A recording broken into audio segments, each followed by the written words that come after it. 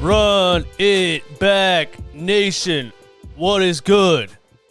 It is your boy DJ Eastwood. Run it back, Philly. No frauds, no fanboys, no intros.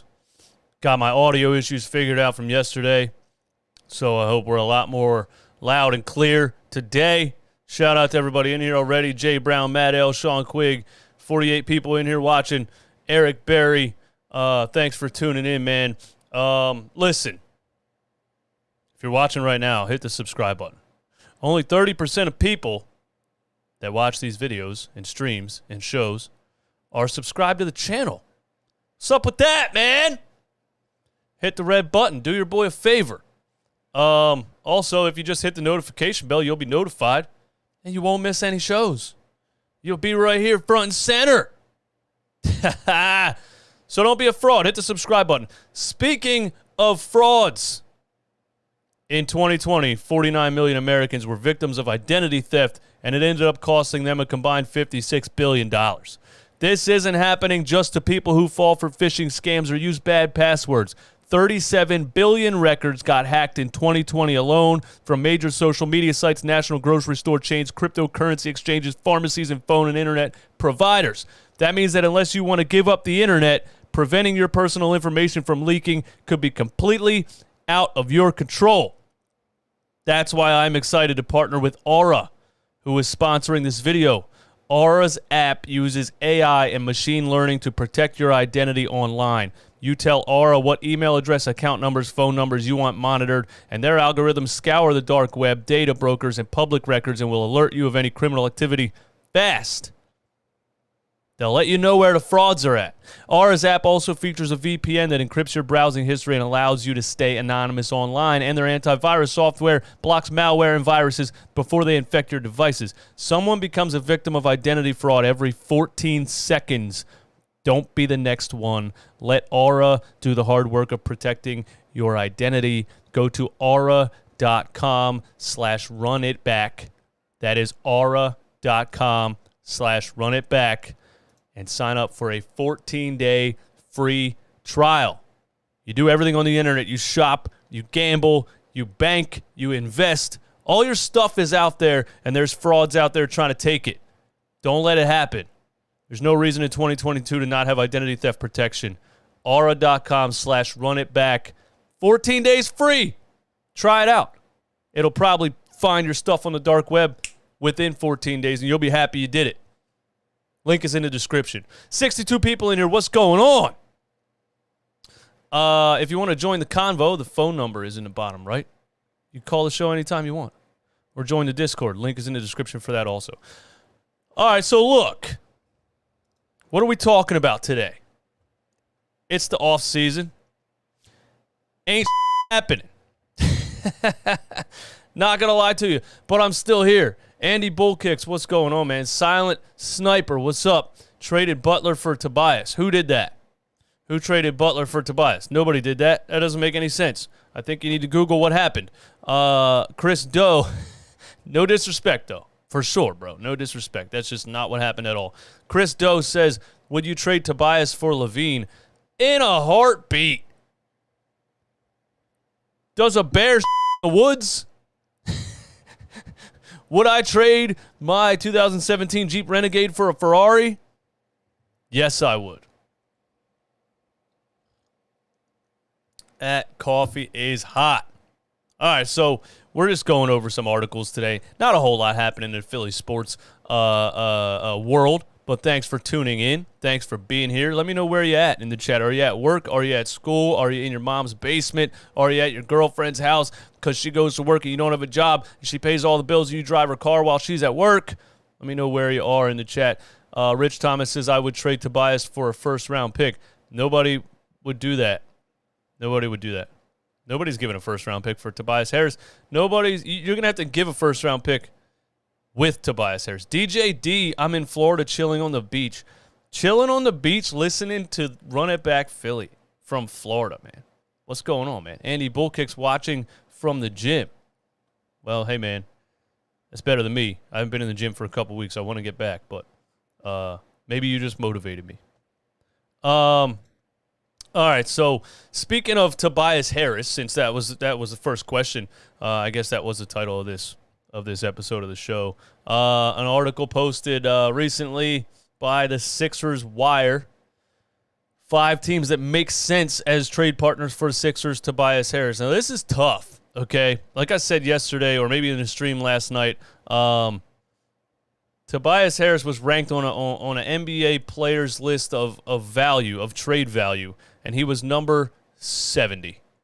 He was number 70 because the contract is just almost impossible to move. But assuming James Harden's going to opt into that $47 million contract, if you want any cap space to do anything, you're going to have to move Tobias Harris. It's inevitable. We already know it. And it might happen in the next 2 weeks because the NBA draft is coming up. The Sixers have pick 23 that technically belongs to the Brooklyn Nets, who would have to draft the player and then defer the pick, and then we would be able to trade that player that they drafted and deferred to us.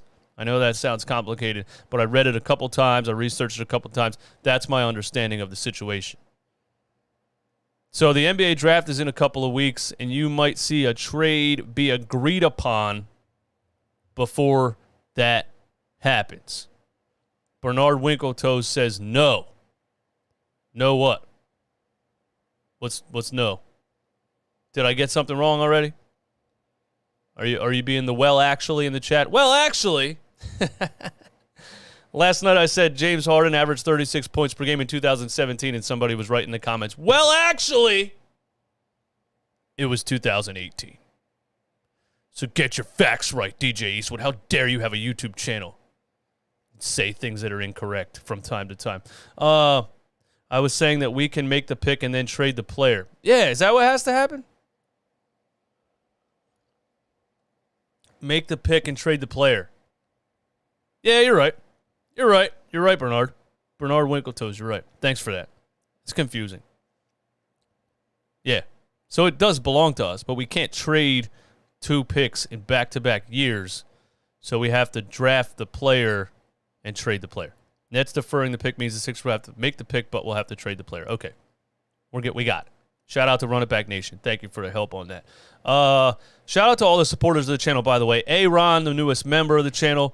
K-Dub at the top of the screen, the most recent subscriber. Connor Murphy, most recent super chat. And Bravo Carlos, $20 super chat. Thank you all for supporting the channel anytime you do that. That's why I put that on the screen there to show you guys love, man, when you support the channel. So, yeah, I either way, I would expect Tobias Harris to be on his way up out of here in the next couple of weeks, and I hope to the basketball gods that actually happens. Jay Brown, can we package Tobias and Glenn in a deal? Well, wouldn't that be nice? That would be very nice, wouldn't it? Shout out to Kai Carlin. Shout out to Sixers Wire for giving us content on the daily as far as articles. As the Sixers head into the offseason, there are some important issues to address and prepare for as they get ready to compete again. One of those issues is Tobias Harris, who played well over the final month of the playoffs. Kind of choked up when it mattered the most, as we pretty much expected. He's still very overpaid at roughly $38 million for the next season, considering his production after averaging just 16.9 in the playoffs. I'm just anticipating something going down because you can't come back next season with all of these same issues. You know what I'm saying? You just can't. You can't. There's no way you can come back next year and say, okay, well, we brought back overpaid Tobias Harris. James Harden, we don't know yet. Our bench is bad because we couldn't pay anyone because James Harden opted in and we didn't trade Tobias Harris. We're bringing back the coach that the entire city hates. You know what I mean? You just can't, for lack of better terms, run it back. Welcome to the Do Not Run It Back podcast. One of those issues is Tobias Harris. Okay, I already read that part. One can assume that Harris doesn't have much trade value. Facts. And the Sixers will likely have to add something else to the deal in order for anything to really work. But there are teams out there that might be willing to take on a deal for the versatile forward. The fact that they have their 2022 draft pick, which they can trade on draft night, is a big help in that respect. And that was, exactly what I was saying. So that would be like one of those things where two teams agree to something before it's official, and then they make the draft pick, and then they trade him, and then the trade could be officially announced on July 1st. So that's what would happen. But I would think you would see, a Woj tweet or a Shams tweet that's like, sources, ESPN sources, you know what I mean? Trade has been rumored or agreed upon. Nick says Tobias is just not good enough. I agree. All right, so the first one they got here on the Sixers Sense article, and I'm guessing it's not Josh Giddey that they're talking about in a trade for Tobias Harris. They just put him in the photo to scare us or get us overly excited when that would totally not be possible. The Thunder are a team that can take on a huge contract like Harris, which means that wouldn't it be funny if not back-to-back, we didn't do it 2 years ago, when Daryl Morey first got here, he used the Oklahoma City Thunder to unload Al Horford and had to throw in a first-round pick, got Danny Green in return, who played well for us but is probably done at this point with a torn ACL, MCL. Philly take with RB. What's up, my guy? How you been, man? You at work right now? Thanks for tuning in, man, my man. Wouldn't it be funny if they trade Al Horford and a first-round pick to Oklahoma City? The player they got back is kind of done. He claims he's coming back, but who knows at 36 years old. And then 2 years later, they use OKC again to unload another bloated contract. So it would just be the Sixers using OKC to unload all of Elton Brand's horrible contracts that he handed out that season. If it was Elton Brand, we all know my conspiracy theory on that. It was Scott O'Neal and Eric Heck, whoever else was up there playing 2K with billions of dollars. But it would be funny if they went with OKC just to unload Tobias. And it's sad because he does have value, especially, as a third or fourth option on a good team. But you just can't do anything with that contract. You absolutely can't. So we're in this position. And I would say, if I had to guess what moves the Sixers are pretty much guaranteed to make, Tobias Harris is going to get traded. So I'm pretty much guaranteeing that happens this offseason because Daryl Morey's, he knows he can't come back with this same roster. He knows he can't come back with this same cap space. He knows he can't come back with this. He had a lot to fix when he first got here, and it appeared that he did it, and then the Ben Simmons situation happened. It would have been nice if you traded him when I told you to over a year ago. But you didn't listen to Eastwood. You didn't watch Run It Back Philly, Daryl Morey. You held on to him. You were then forced to trade him because he quit before you could trade him.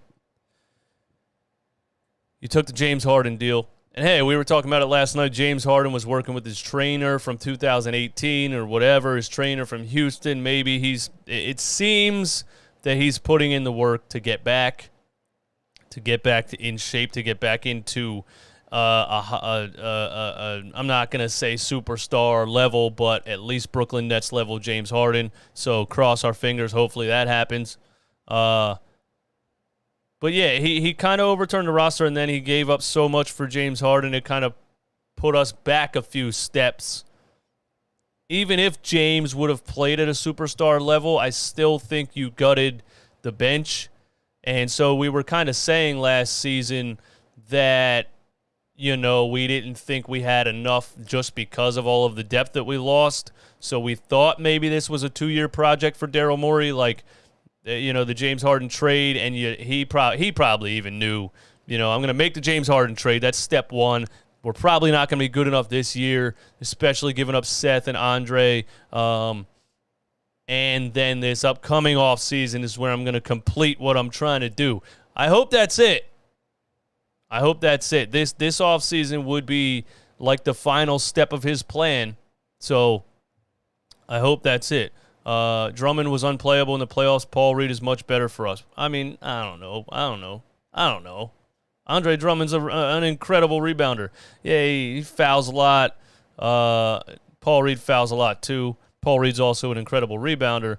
But, I mean, what are you really looking for in the playoffs? 8 minutes a game? 10 minutes?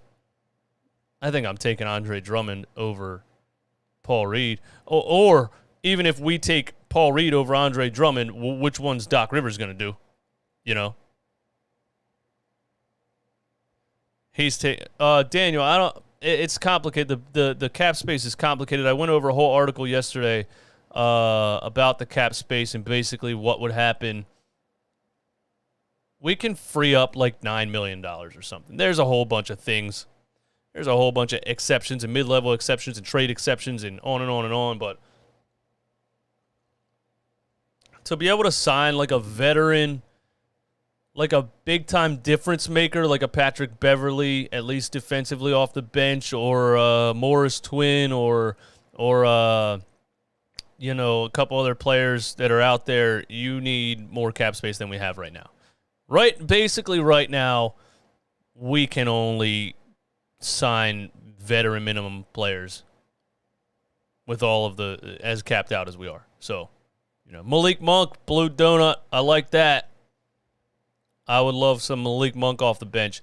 I always believed in that kid, man. And he got a little bit of an opportunity with the Lakers when, they went through injuries and weren't as good as they were. But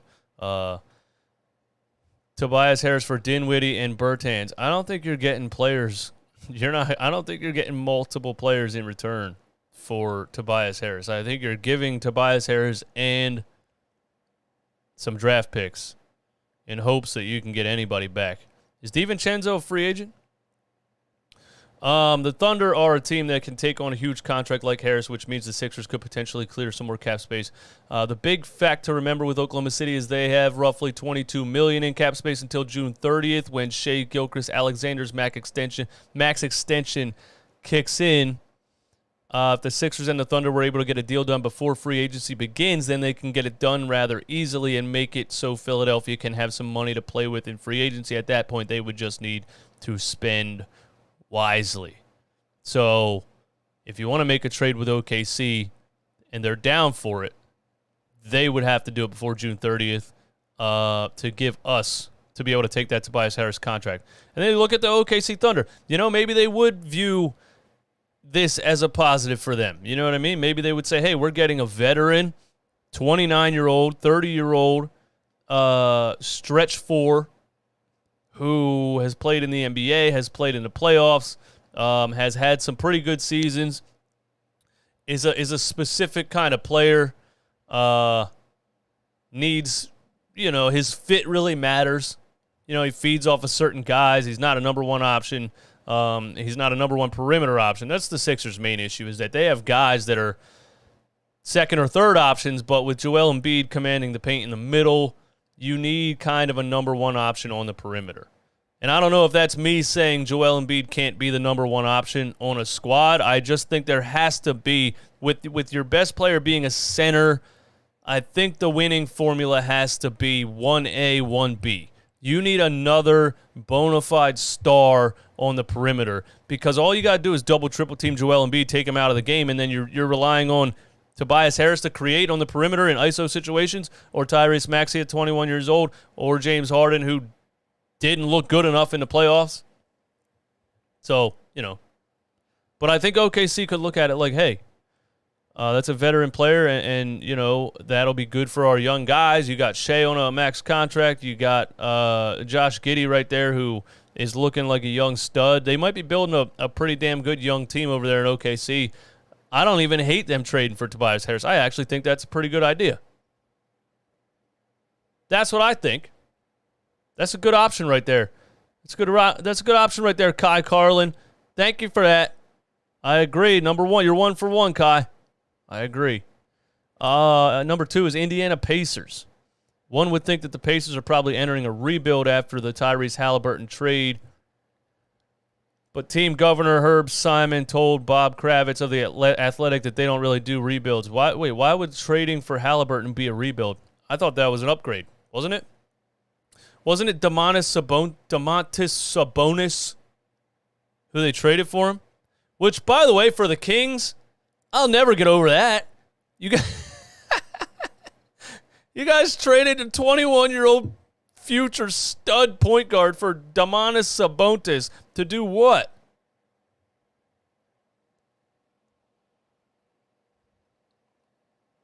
Yeah, I don't get that at all. Hey, 142 people in here. Please hit the like button and subscribe to the channel if you're not already, because that's fraud behavior. Big Mike, what's up? I'm feeling good today, man. Well rested. Click 2 a.m. What's going on, man? Bassie is better than Paul, but we have Doc as a coach. I would love Hart from Portland and Tyus Jones from Memphis. Yeah, Josh Hart from Portland would be perfect, man. I can't disagree with that. Tyus Jones, I love Tyus Jones. I've liked him since he was drafted. Correct me if I'm wrong, North Carolina point guard? Or was he a Kentucky point guard on the... I forget. Or was he a Duke point guard? Actually, I'm changing my answer. Duke. Before you guys correct me. Duke! Jake! I got it before you typed it. It was Duke. Simon said, I don't want to see a rebuild if I don't want to see it. The fans don't want to see it. Why would we want to go through a rebuild when we can build on the go? That's the talent. Donnie did it all the time. Larry did it. Kevin will do it. We can do it. Well, Indiana, you've been kind of building on the go for many, many years. How many years was Paul George in Indiana? Like 9? It sucks for these small market teams that they draft a guy like Paul George and they just can't get anybody to go play with him, free agents or anybody. And really, the Sixers technically are a big market, but we have the same issue. You know what I mean? That's weird, isn't it? We're considered a large market, but we kind of have the same issue. We can't get big-time free agents to join our squad. I guess LeBron James was really the last one that was close. But who would we get from Indiana? Therefore, they could make a move for a guy like Harris and try to get back into the playoffs with him. Halliburton and somebody like Miles Turner. Okay, so they're saying pair Harris with Halliburton and Miles Turner. The Sixers could inquire about how much it would take to bring in a guy like Buddy Hield, who would be a great fit next to Joel Embiid and Harden. Kai? 2 for 2, Kai. You're 2 for 2. If you could send Tobias Harris and his contract to Indiana and pairing him with, is that great for Indiana, pairing Halliburton, Tobias, and Miles Turner? I mean, no. That's not getting you out of the first round. I don't even think that's getting you out of the play-in tournament. But they don't want to rebuild. So, I don't know if that's a big-time move for Indiana. But for the Sixers, yeah, if you can unload Tobias Harris and his contract and end up with Buddy Hield in return, well, where do I sign? I know Buddy Hield, some people, he doesn't play defense, he's this or that. Yeah, he's not a two-way superstar. He's a gunner. The Sixers need a gunner, man. Sixers need a gunner who shoots a decent, consistent percentage. They just don't really have one. George Niang kind of shoots like his feet are stuck in the mud. Furkan Korkmaz is either Hito Turkoglu in his prime or he's me at the park on a Sunday afternoon, which is shooting 21%. So just the inconsistency, man. You just need better role players. And I don't think anybody could argue that Buddy Hield is better than what... So we have to assess it, man. Better than what we witnessed last season. He takes crazy threes, I agree. What's up? What you need? I don't need anything. Okay, I got 30 minutes. I'll be down in 30 minutes. Okay, bye. School's out. It's kind of tough to run a YouTube show on a daily with a 7-year-old in the house. But I'm here anyway. Where was I? Before I thought there was an emergency and there was not one. Number 3, the Houston Rockets. That's interesting. What are the Rockets even doing these days? What are the Rockets even? Nah, Vlad, that was my 7-year-old son. That was not my girlfriend.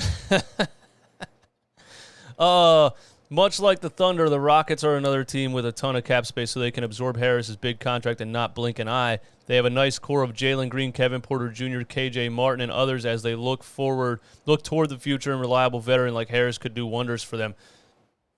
Do wonders? I think that might be a stretch, guy. Do wonders.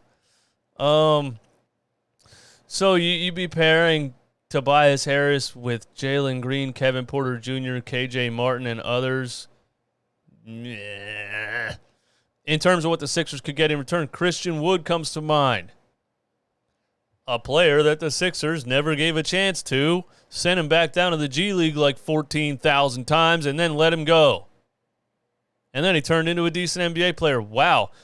Just change the name of the franchise to the Philadelphia Can't Evaluate Talent-ers.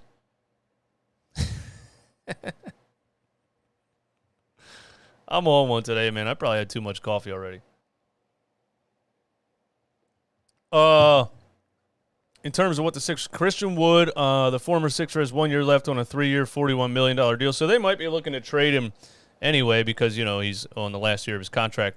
He averaged, I didn't even realize he averaged 18 points per game last season. Christian Wood averaged 18 and 10 while shooting 39% from deep. Are you kidding me? Every time I read about what the Sixers do, another piece of information smacks me square in the face. Christian Wood turned into an 18 and 10, 40% stretch four. My goodness. Add that to the 30 for 30 documentary that's going to be coming out called The Process Failed. And it's going to be on ESPN 30 for 30 or a documentary on Netflix. I don't know. Maybe Adam Sandler will direct it. Just absolutely sad. We got to be. I mean, when it comes to drafting and trades, we got to be, man. We got to be at the bottom of the barrel with decision-making over the course of the last 40 years. I mean, just wow. San Antonio Spurs, another team with a lot of cap space. The Spurs are an interesting team to think about as somebody who can take on large contracts like Harris. San Antonio has always remained a competitive team after losing DeMar DeRozan in 2021. San Antonio's untouchables are probably DeJounte Murray, Keldon Johnson, and Devin Vassell, and the Sixers will likely not take back Josh Richardson in a deal. Man, I can't even say that guy's name. Every time I see his name, I picture his jump shot. His Lonzo Ball, smack yourself in the forehead jump shot. And I just never want to see it again in Philly, man. No. I like Lonnie Walker. Jake, I like Lonnie Walker. Would y'all do Maxey and Harris for C.J. McCollum and Filler from the Pelicans? Whew, no. I wouldn't, man. I'm sorry. The sad part is we had a chance to trade Ben Simmons for C.J. McCollum straight up, and I pretty much guarantee that. Because Portland didn't get any game changers in that trade. You could have traded. Don't do this to me. Why you got to make me sad? Why you got to make me upset? I'm feeling good today. Don't remind me. You could have kept Seth and Drummond and your draft pick. You could have traded Ben straight up for CJ.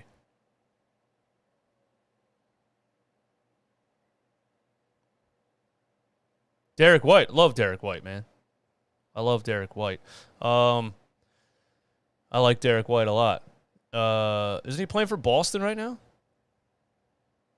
Jay Rich shot 44% from three this year. Wow. And Al Horford was 6 for 8 in the first game of the NBA Finals. So you're just telling me the players are just bad when they come to Philly. Jimmy J, is that what you're saying? Players come to Philly, they put on a jersey, they're just bad. Except for Bryce Harper. Bryce Harper's still gonna be running for a back-to-back National League MVP this season. The guy's out of his mind. But other than that, yeah. Kind of agree with you. Sacramento Kings. Imagine the Kings pairing Tobias Harris, Domantas Sabonis, and another big contract. Nah, that's a horrible move for the Kings. Philly has talent, just zero development. Y'all have a G League team, but ain't using it for the right purpose. Click 2, I agree, man. I completely agree.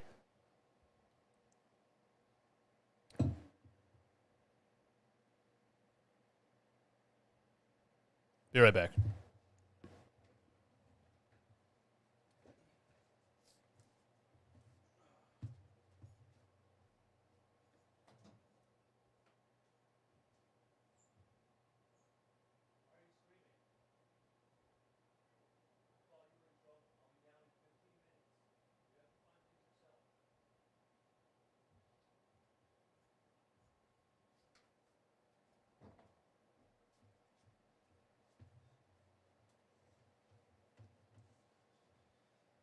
Man, can I just get an hour? Can I get 1 hour? Can I get 1 hour? Thank you all for hanging out. 156 people in here. Hit the like button.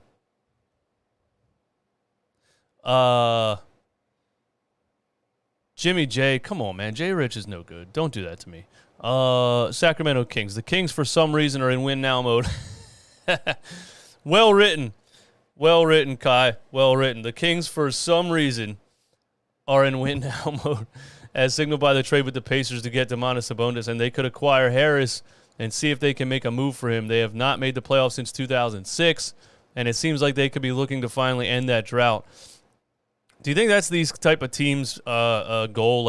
Like let's just play in win now mode. Exactly, Martin. Let's just see if we could sneak into the playoffs.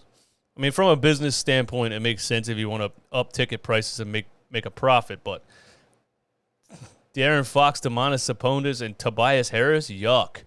The only real issue for Sacramento in a Harris deal would be matching the salary. De'Aaron Fox is the only player on the roster set to make $20 million. They won't trade Sabonis. Then that comes down to a guy like Harrison Barnes or maybe Rashawn Holmes to add to the deal to get the job done. That would be the fleece of all fleeces, Daryl. If you could end up with Harrison Barnes in Philly, that would be a fleece of all fleeces, man. Shout out to Terrence Green. Thanks for subscribing to the channel. I missed another one that subscribed just a couple seconds ago, man. Hold up a second, man. Terrence Green. Then we got Elvira Morales. Thanks for subscribing to the channel. Yeah, so there's the 5 teams that Kai Carlin of Sixers Wire believes that could be trade partners for the Sixers. Tobias Harris. Who knows? But I do think in the next 2 weeks, you're probably going to see something.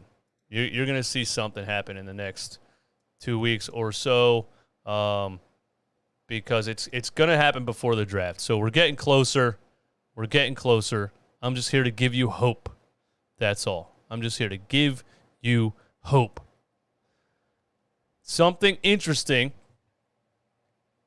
that came up a couple days ago that I didn't get to comment on is the Eagles OTAs, because you know how I feel about Jalen Hurts and his throwing ability, and how little confidence I have in him changing it or improving it. Thing about the Eagles this year is that Howie Roseman has built a good team. It flipped around the roster in a short amount of time and built a good up-and-coming young squad, and I'm impressed with what Howie Roseman did, and I think he set it up perfectly. He set it up perfectly to give Jalen Hurts the final 1 year to prove that he's an NFL starting quarterback. He gave the Eagles a good roster moving forward, a good young roster moving forward, that if they decide that Jalen Hurts is not the guy, they could plug somebody else in there. I don't know if it's a big trade. I don't know if it's a big free agent quarterback at the end of this season. I don't know if it's a young rookie. But But he also flipped a couple draft picks to have some more ammo in next year's draft. So he kind of gave himself all the best options. So the rumor comes out, and some Eagles YouTubers and things are posting videos a couple days ago saying the Eagles have or Jalen Hurts has an improved throwing motion. I don't like what. I don't have a good feeling about that because, like, I never thought he had a terrible throwing motion. I don't remember people ever really saying that. I know that most of the things people say that he does wrong or needs to improve on is his timing, his decision-making, throwing a ball on time, leading receivers, throwing with anticipation, staying in the clean pocket. I just don't really remember anybody suggesting, like Tim Tebow style, hey, we need to change the entire way this guy throws the ball. Words matter. So you don't believe players can work on their game. I 100% believe players can work on their game. I just haven't seen Jalen Hurts' deficiencies change from college all the way until now. All of the things that he needs to work on, he still needs to work on. So if he does all of that this offseason, I'll sit up here and say, bravo, you did it. I know the kid's a hard worker. I know the kid is an amazing person, a leader, a warrior, takes things very seriously, a professional. I love everything about Jalen Hurts outside of the fact that he just can't throw a ball that well. So I trust me, I hope he does. I hope he does. But so they say he has an improved throwing motion. And Nick Siriani had some comments and said, I'm noticing a big difference. So Nick Siriani said, I'm noticing a big difference, told ESPN Sal Paolantonio. What I see is a crisper ball. The accuracy I've been very pleased with. You can just see him taking strides in every single day with his accuracy because of the fundamentals he has with his feet and his upper body. Am I buying back in right now?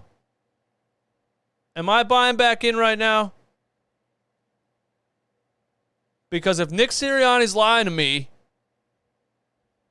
I mean, it would be like the fifth time that he's lied to me in my life so far, in just a year and a half. But this is, first of all, Nick Sirianni admitting that Jalen Hurts had accuracy issues last season. And now he comes out this season and says, what I see is a crisper ball. The accuracy I've been very pleased with. You can just see him taking strides every single day with his accuracy because of the fundamentals he has with his feet and his upper body. If it's not true, I got to give Nick Sirianni credit. What he said right there in that quote painted a picture of Jalen Hurts standing in a clean pocket with good fundamentals and throwing a dagger and throwing a dart. It's hard for me to believe, man. He's just a running quarterback who's probably going to end up being a really good backup for the rest of his career. I'm sorry, that's the way that's just, if I had to make a prediction, that's what I would predict. But Nick Sirianni's painting the picture that is making it sound like it's possible. Hurts spent a portion of the offseason with quarterback trainers in Southern California, focusing primarily on his footwork and release. It is all in the legs. That's what my guy, Tone DeShields, the second last night, was telling me. He's worked a lot on his lower body fundamentals with throwing a football. I still don't think it's physical with Jalen Hurts. I don't think it ever was physical. I think it's his mindset and how he plays the game. His instincts are to run. His instincts are to wait until a receiver is wide open to let the ball go. I think it's a lot more. It's mostly the way that he sees and thinks about his decisions. I don't think it's ever really been physical. But, if he changed his lower body fundamentals and that's going to help his accuracy or the zip on the ball, as they call it, I'm ready to see it happen. I'm not going to go, hey, the Eagles are going to suck this year. Forget all of it. Like I really like what they did with the roster this year. I really like the future of the team.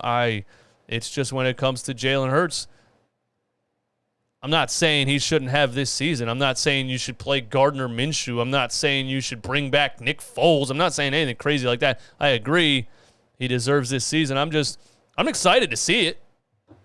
I just don't have my hopes to the sky. I don't do that to myself anymore as a Philadelphia Eagles fan. I don't, oh my God, rah, rah, pom-pom cheerleader, we're winning the Super Bowl every year. I'm not one of those guys for good reason. But I'm excited to see if this is true. So I like what I'm reading. It helps, too, that Hurts in the same offensive system for consecutive seasons for the first time since high school.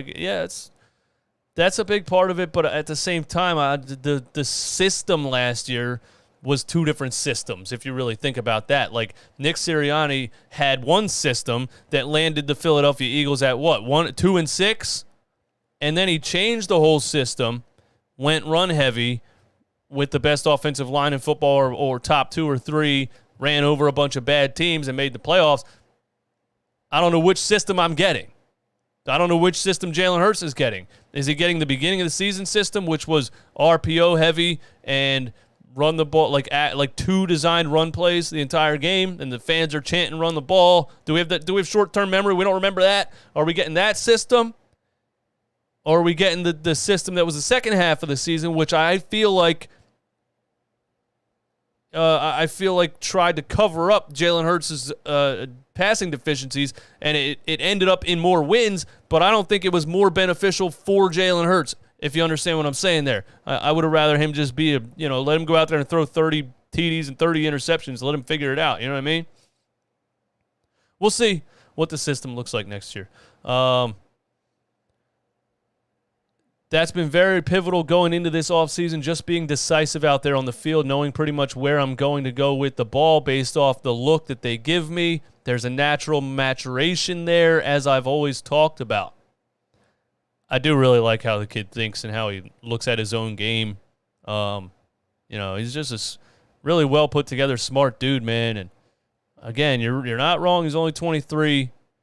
If I'm totally wrong and he looks like an NFL starting quarterback this season, I will be the first one up here telling you I'm wrong. I will wear a Jalen Hurts jersey. I will apologize for everything I've ever said to him. I'll make a bet before this. I didn't think about it. Yet, but I will make a bet. I'll make a bet with you guys, with all of you Jalen Hurts supporters or extreme defenders or people who absolutely hate when I talk Eagles because you disagree with everything I say. I'll make a bet with you guys on Jalen Hurts this upcoming season at some point. Hurts led the Eagles the postseason his first year as a full starter, throwing 3,000 yards, 16 touchdowns, 9 interceptions, while leading all quarterbacks in rushing yards, rushing touchdowns. I hate that stat. Don't tell me about the rushing yards and rushing touchdowns. It doesn't matter. He ranked 26th in completion percentage. Yikes. And averaged the longest time to throw, 3.1. I didn't know that was an actual statistic, man. He averaged the longest time to throw 3.1 seconds of any qualifying quarterback. And there it is, what I just said a couple seconds ago. Philadelphia switched to a ground-heavy attack around the midway point of the season and finished first in rushing and 25th in passing. It's all up in the air for me. But I like the comments. I don't know if it's just the Eagles trying to sell it to me, trying to rope me back in. But I'm here. I'm excited to see it, man.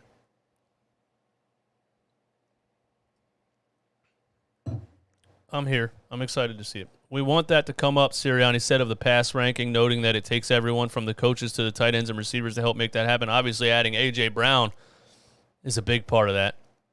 The requirement for Hurts is to make good, quick decisions and having accurate throws. I agree with that. At least, it doesn't seem like this coaching staff is blind to what has to happen. It doesn't seem like they're, all high on this kid being it doesn't seem like they have unrealistic assessment of him. It seems like they're looking at it the same way most of us are. This is what he needs to improve on, and they set it up, and I'm hoping they're setting up the offense for that, and they're looking specifically for that. It's my job to just go out there and play point guard. Hurts said distribute the ball, get the playmakers the ball, my plays will come. Hurts had a good day at the office Friday to cap the first week of Eagles OTAs. The ball was coming out on time and on point for the most part during 7-on-7 drills. He hit on a pair of 40-plus yard passes. Is there any video of these OTAs? Has anybody seen, man? Henry 3000, what's going on, man? I'm excited for the season. Matthew, does anyone think it's physically realistic to go and get Bates so we don't have Epps starting? I don't know. But honestly, I thought Epps had some, I don't think he's like ever going to be a Pro Bowl safety, but I think he had some nice moments last season. I think he looked better than anyone else we had at that position. Edited clips where it said, I think tomorrow I'll do another Sixers/Eagles combo thing, and I'll try to dig up some video footage of Hurts' quote-unquote new throwing motion to see what it looks like. How's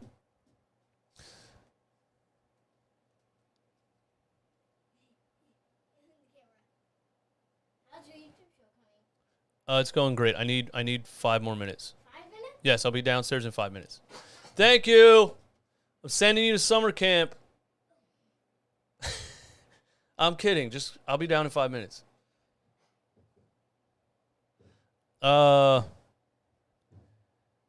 Yeah, so that's where I'm at so far with the Eagles. Hey, listen, I think I'm a little more optimistic and a little more positive feeling right now than I was at the end of last season. And I actually think this happens to me every year now.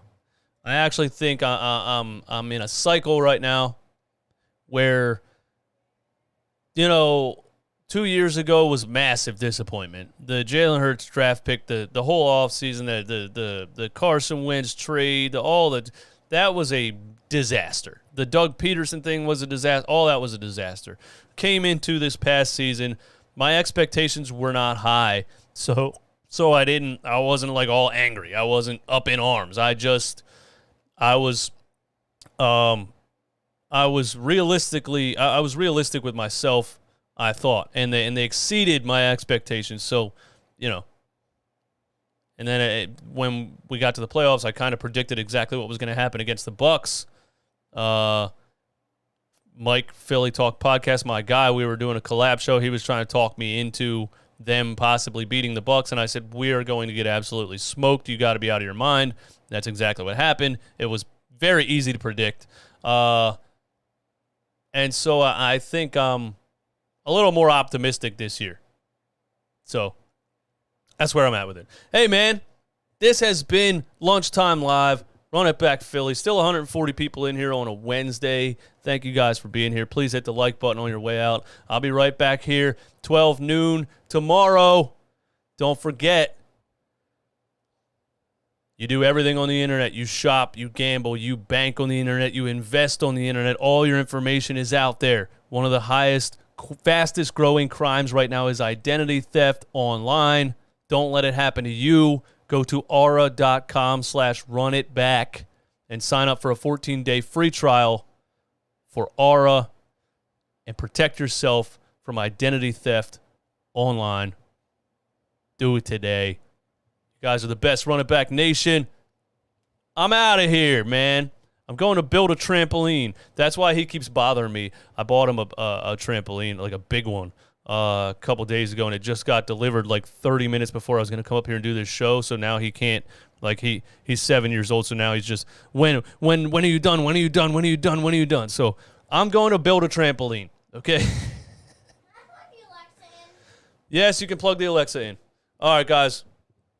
You the best. Hit the subscribe button if you're not subscribed already. Don't be a fraud. Peace.